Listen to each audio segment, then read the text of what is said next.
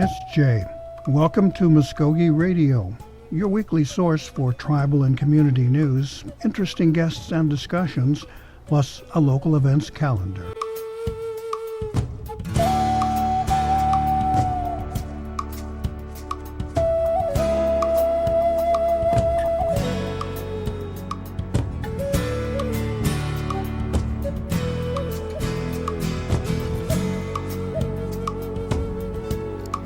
SJ, Stongo, Gary Fife, Jahu Jifkidos, Mvskoke Radio, Mabu Hechid Wedge Kids.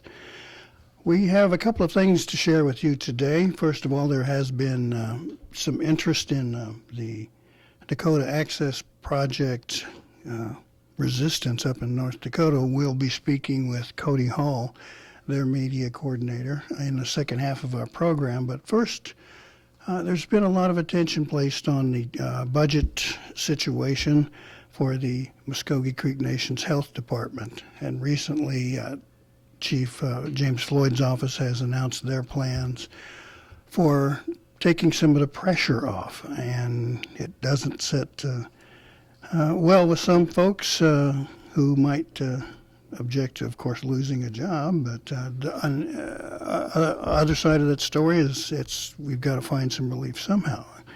There is a plan there that he's put out and put into motion. Our own media coordinator, Jessica McBride, had a chance to speak with him last week, a piece that was shared on Native News Today, our television colleagues, and we'd like to share that audio with you. Jessica McBride speaking with Principal Chief James Floyd. Chief Floyd, can you explain a little bit of what is going on today? Sure, I'd be glad to explain what's going on today. And I want to thank you for allowing me the time to speak with the media so that I can inform our people the situation in health and the actions being taken today. This is Friday, the last day of the fiscal year. As you might recall, last week the council approved the authority and the agreements for the operations of the healthcare system for 2017. The restructuring part of that is the last steps of the restructuring is what is occurring today. And there will be people that some will be transferred to other positions, and unfortunately some will have to be let go. So I thought as principal chief they need, all our people need to hear from me about the background of that, and so welcome this opportunity. Can you tell us who is going to be affected and about how many people are going to be affected by this? Because of the personnel actions that are taking place, I can't by name say, and to be perfectly honest, I don't know all the names. For about 6 to 7 months now, the health department has been going through many options regarding our path forward.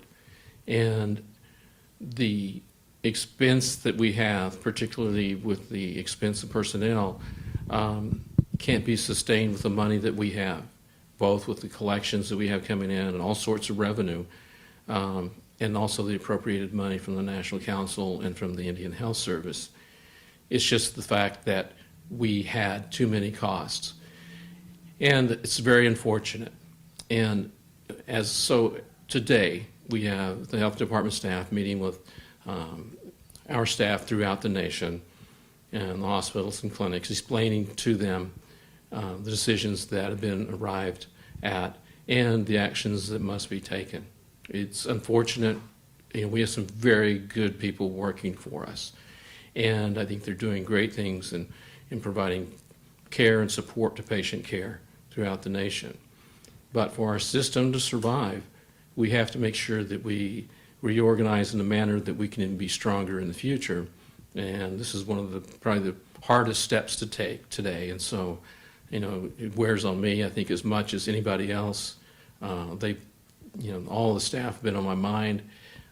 We try to do the best we can every day.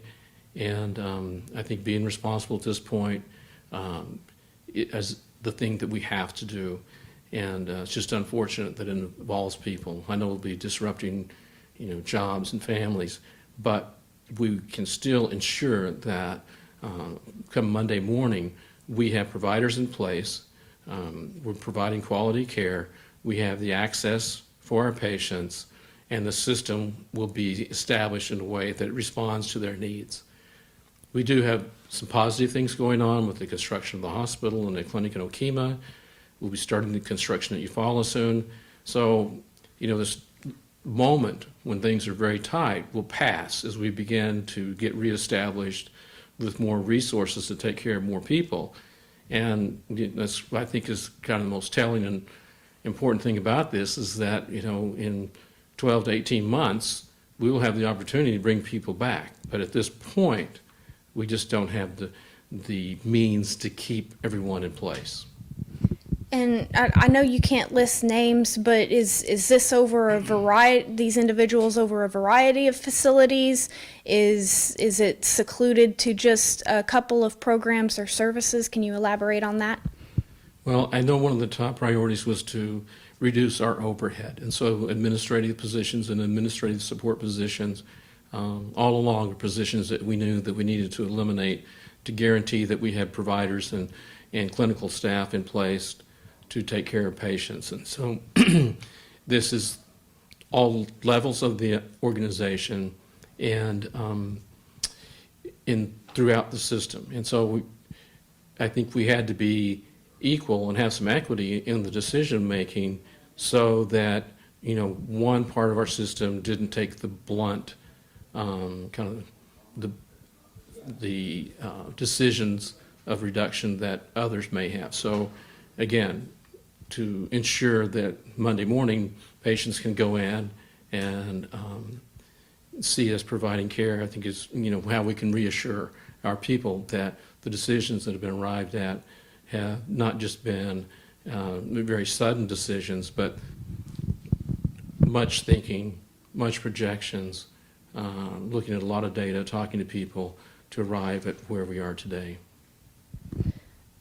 What is being done for these individuals that you're having to let go? Is there a severance package, and kind of how is this situation being handled? I personally signed all the letters that they will be giving to staff, whether they're transfers or whether we have to, dismiss them from work. And they do have, the tribe will make sure that they're compensated for any unused leave that they have and their savings that they may have in their 401k that the tribe has. So those things will be available to them. HR will be processing those in the next few days, and so that's significant in some cases, and so they will receive that. I'm not sure about unemployment since we don't really control that. That's interaction with a contractor in the state, so we'll see where that goes, but they can certainly apply for that, and we'll do everything we possibly can to support them in that manner. Are these layoffs in addition to the transition that's currently going on in the Department of Health with merging the human resource and IT and finance functions, or is it kind of, I guess my question is it additional or is it the same individuals that are going to be affected? Well, the realignment is coordinated across the nation. We can find economies of savings with the you can call it just exact wording, but as we restructure and merge some of the programs, that's allowing us to keep some staff on that would have been laid off. So these are all coordinated.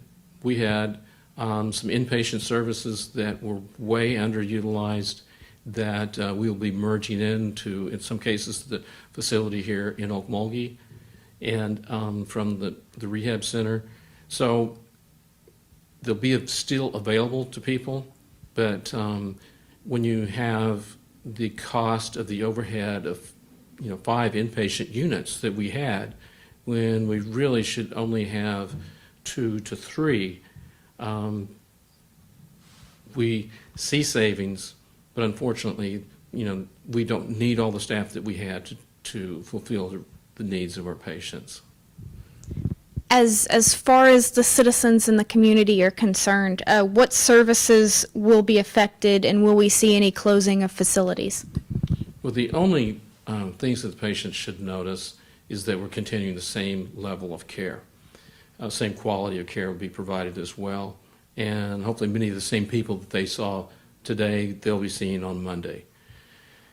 Now, with the merging of inpatient units, because we're licensed by the state, we have to submit and get approval, which we have obtained from the state, of closure of units. But it doesn't mean that entire buildings are closing, just the units. But those units, those services that are being provided in remote locations will be provided here in Okmulgee at the Memorial Hospital.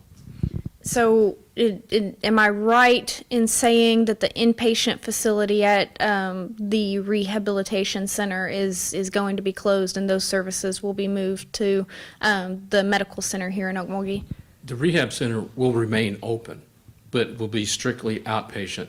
And the bulk of our work there is outpatient. So I think the average citizen walking in will notice no difference there, because the overwhelming majority of our work is done during business hours. Very few patients occupied any inpatient bed, and that's one of the problems that we had, was the very low occupancy rate.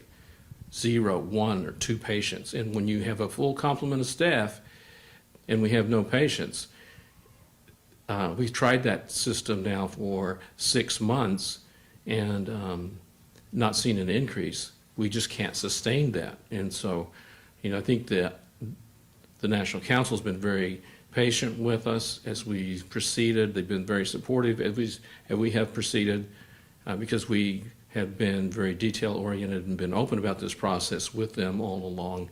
So the doors are not going to be padlocked or anything like that in any of our buildings. How will our health department programs and citizens benefit from this change? And do you have an estimate of how much money the tribe will save by these changes? Well, the savings overall will be really reapplied. So it's not that we're going to bank money and put it in an account. I wish we had the luxury of having money in an account. The recent action by the National Council to allow us to enter into the letter of credit agreement is merely to catch us up on paying bills, that some of which exceed 2 years. So when we have debts that have been going on for more than 24 months, we have to address them very quickly. And so some of that money that we are having available is just going to go repay bills that are already past due, not to bank and save for, that would be a luxury. We don't have that luxury right now. We hope that through the improved collections that we have, which are about $5 million a month now, that is going to really be our leverage into the future and helping to, strengthen and sustain our system. What is the timetable on these layoffs, and will there be any more layoffs within the health division or even within the rest of the Mvskoke Creek Nation? Within the rest of the Mvskoke Nation, there's nothing on the horizon there. Within the health department, I believe what you're seeing at this point really is the tail end of the things that we will be doing. There may be a position or so in the future, but none is planned. So at this point, we're really concluding that part of the decision-making and measures that we have to take so that that we get a baseline for the healthcare system and build up from there. Talk about what led us, how did we get into these circumstances, and why are we having to lay off people? I wished I could answer that question of all the circumstances. I don't know all the circumstances. When I walked in the door as the principal chief, I estimated we were about $28 million in the hole. As you can now find out, we're more than double that amount. And so there have been some surprises, and not pleasant ones. My job and my responsibility, and I feel my responsibility to the citizens, is to be open about it. We've been transparent in reporting on a quarterly basis to our citizens in the reports and making those choices that we must make so that the system remains strong and vibrant in the future. And that's been the utmost thing on our minds, and the quality of care must be there for every citizen or any person who accesses our system. And I think I can sit here and assure people that it will be. And today, Monday, we began, the whole new approach at a baseline, and we work up from there. And I think that, again, the patients will see that we have providers in place, providing the quality of care they expect, and we'll keep moving forward. One of the things we've previously covered at Mvskoke Media is the audit and the deficit and things that have appeared. Is this a result of the 2015 audit that has kind of come in, and how do you get to how did you see the deficit? What documentation led you to that? Well, the 2015 audit was, in my view, kind of the first marker that I saw, because it indicated that we were in a deficit. I think at that time about $15 to $16 million. Now that we have the 2016 audit in place and that amount nearly doubled, then it validates what we have uncovered through talking to people, analyzing the data that we had, looking at financial statements, income statements, and things of that matter. And we knew that we had opportunities, but we knew that we had to overcome this deficit and address that so that we could move forward, because, we have in the private sector people and businesses that depend upon us. And when we haven't paid them, and we owe them now at this moment, we've got to make good on our debts. And unfortunately, the sad part of the whole thing is the measures we have to take to address them and move forward. One of the things that was listed when Creek Nation went to the council to ask for a loan, to fix the deficit, was poor planning on part of the Department of Health and acquiring facilities. Would you say that those items led to this moment today? I would say that the items that were brought to the attention of the National Council originated from the 2015 audit and also appeared in the 2016 audit. So any person can look at that and derive that themselves. It validated, like I said before, some of the thinking that we had, and served as a kind of a roadmap for us to make the corrections that we needed to make. And so, again, the National Council had been very patient with us as we made sure we feel that we've got things right so that we could move forward and not be going back to them again. And 2017 is the year that we have to make everything balance. Are the layoffs one of the recommendations? I know we've hired consultants for the Department of Health that are going to be with us to kind of revamp the department. Is this part of the recommendations, is that we lay off some individuals? Yeah, I would refer back to the document that was generated back in February or March. During that time period, some of the options that were available.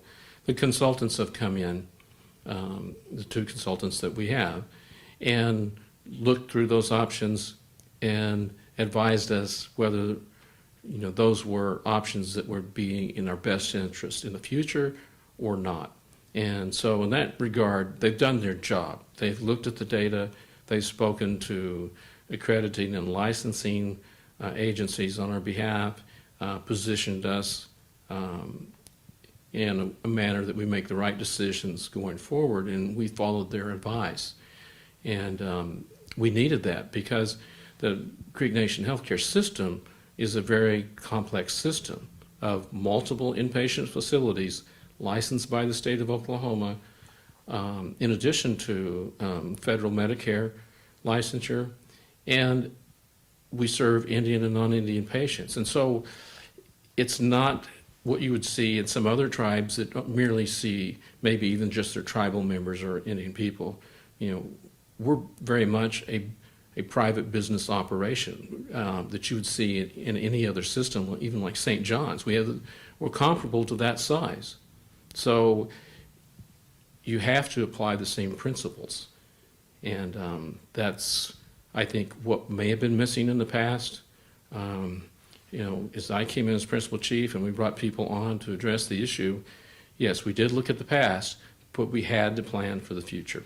And that's where most of our energy has gone. When the George Nye Rehabilitation Center was acquired by the nation, that part of our agreement with the state was to keep that open as a service to people in the rural area around Okmulgee so that people didn't have to go to Oklahoma City or Tulsa for services. How is closing the inpatient facility at the rehabilitation center, how do you think that's going to affect the community? And is there any changes at the former Okmulgee Memorial Hospital that might affect the community as well? Well, let me talk about the George Nye Center first. I think by the time we obtained it, the trend of the usage by patients to other facilities in Tulsa and Oklahoma City had already started. And we've seen the decline in usage not be that steep because by the time we took possession of the facility, I think they had hit a baseline. What we've seen is that baseline just stays straight with very few patients coming in. And so I think the state recognized that as well. It's probably one of the issues they considered when they started talking to us. And so we inherited that. It's a good facility. There's some good staff there. It has some good potential. We just now need to reorganize that in a way that we meet the outpatient needs of physical therapy. So again, as most of that is done during the daytime, is to bring that daytime business into our facilities. We have the only pooled therapy center in this county, and it's not being fully utilized. We can change that.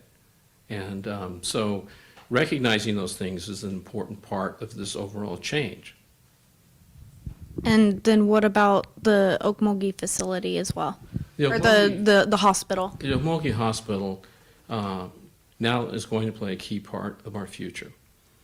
I know personally, even as a candidate for principal chief, I was very skeptical about that. But the realignment allows us to fully utilize that facility. We have administrative staff there. We've talked about the George Nye Center, those inpatient requirements that are low, but can still be met in the Okmulgee facility by the change in licensure, allows us to continue to serve our patients. We have seen an increase in the emergency room activity there, and so we're going to proceed with working on organizing that facility so that going forward, that is going to be a key piece of our healthcare system.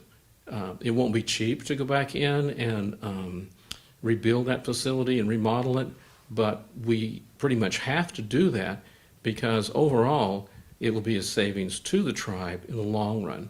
So, I think that's where you get into some scenarios where it looks like we're at conflicts with each other because, maybe changing the inpatient licensure at George Nye, also changing Okmulgee, is to incorporate that and then laying off people and trying to invest in the infrastructure at the same time. They seem in conflict with each other, but they have to be done so that we can assure that as we move forward that the hospital here in Okmulgee is configured in a way to meet the needs of the people. There's going to be a good facility, a clean facility, and a strong facility as we go forward. We've got some great services there, but some of that space needs to be remodeled. Why do you think this is the best plan for the nation to move forward by laying off individuals instead of maybe closing a facility or selling off a facility or another plan altogether? Well, the plan that we have in place is really built upon expansion. We will have the Okemah facility completed by the end of this calendar year. By next spring, we will be we'll have fully moved in and occupied that facility, and it will be operating. The Eufaula Clinic is scheduled to begin construction in November and will open about 18 months later, and will be fully utilized. We're now in 5,000 square feet at Eufaula. We'll be in 170,000 square feet in Eufaula. So the long-range view of our healthcare system looks very promising. Yes, we've had to go back in and re-engineer both locations so that we make sure that we have value in those facilities and not extravagance. And so, we have cut some costs there, but it guaranteed that, we're going to have very fine facilities for our people. And so as we make these changes, one is kind of dependent on another. And so, again, we're at a point, it's almost like a little pinch point here where everything kind of comes to this crossroads that we have to make decisions at this time, go past that area, get into the future, and begin our plans for expansion. Is there anything else that you think citizens need to know about what's going on today? Well, I want to make sure our citizens know that, I'm totally responsible for this. That, as a principal chief, I have to sign off on everything. And believe me, it wasn't done in haste. It was done with a lot of deliberation and a lot of input from a number of different people, a number of different sources. And so, they may get upset with some of our staff, but, I'd love to hear it if they have any complaints about it, any ideas, any input for the future. Please avail themselves to me because I'd love to hear it. But I also want to guarantee to our people that, we're striving for the best quality care they can get in our healthcare system. And the way that we're organizing will set us up so that we are a high quality organization providing great healthcare services to the people who use our system. We do need them to use our system. Our numbers need to go up. And we will work on the other aspects of it, like generating revenue, making sure that our bill payment is current, making sure that we have the latest technology available, and those things are being worked on as we speak. That will set the platform for a successful healthcare system for the future. All right, that was an interview conducted by Jessica McBride with Principal Chief James Floyd concerning the recent developments on the Department of Health's budget and the recent actions that Chief Floyd has taken in laying off some employees and reduction in size of some of the units. We'll be keeping our eyes on this subject as it goes along, and we'll be trying to bring you the most up-to-date reports that we can. So we want to encourage you to listen to our program here, Mvskoke Radio, Native News Today on Saturday afternoons, and of course our tribal newspaper, Mvskoke Nation News. Until then, we're going to probably take a quick pause here and see if we can't get Cody Hall on the line and get an update on the Dakota Access Project resistance up there. So please stay with us here on Mvskoke Radio, here on 1240 The Brew. Hear that? That's the sound of Hope being killed by meth. Methamphetamine use is causing huge problems in our community. Hear that? That's the sound of something you can do about it. Events like rodeo, res ball, and family time can help keep kids away from meth. Talk to your kids. Keep our culture alive. A message from the Partnership for a Drug-Free America and the National Congress of American Indians. Learn more at ncai.org. One Fire Casino in Okmulgee offers Ladies' Day every Monday with $5 match play, VIP days for seniors on Tuesdays, lunchtime match plays on Wednesdays and Thursdays, and several other great drawings and prizes throughout the weekend. Don't forget to take advantage of spinning the wheel on Sundays to win up to $5,000 cash. Be sure to check out the daily meal specials at Council Oak Cafe. There are exciting monthly giveaways with extravagant prizes. Come and play at One Fire Casino, where it really is okay to play with fire. I started doing it when I was 11. I wanted to be just like my big brother. And some of my friends were already doing it. We got hooked fast. I just can't get enough. I'm Jacob, and I'm addicted to playing the drums. There's lots of stuff that makes it cool to be Native. Doing meth isn't one of them. Find something better to do. Check out ncai.org. A message from the Partnership for a Drug-Free America and the National Congress of American Indians. Okay, well, we have encountered one of those wonderful things that happens to you when you do live radio broadcasting. We are unable to reach Mr. Cody Hall with the Dakota Access Project Protectors, the group. We hope to give you an update on that situation now, but as far as we have been able to determine from news accounts, the government administration, several departments had halted the project for environmental and preservation reasons. A lawsuit filed by the Standing Rock Sioux tribe has been rejected in a federal court, but right now the project is on hold until the situation regarding its permits is cleared up. There are still several thousand people there in two camps trying to make the project go away. Several Hollywood notables and celebrities have joined in, including Shailene Woodley and Robert Redford. Others there have lent their support. We'll try and keep you updated on the story as best we can, but right now we just had no luck here in reaching Mr. Hall, so we'll just return you to your regular programming here on 1240 The Brew. I want to thank you for listening in for the discussion we had, or the interview we had with Chief Floyd, and we'll be back next week and see if we can't fix things for you. So, Marblehead is good.